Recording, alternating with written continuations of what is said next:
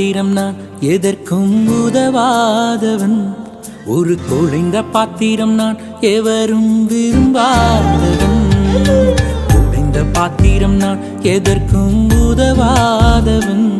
ஒரு குழைந்த பாத்திரம் நான் எவரும் விரும்பாதவன்.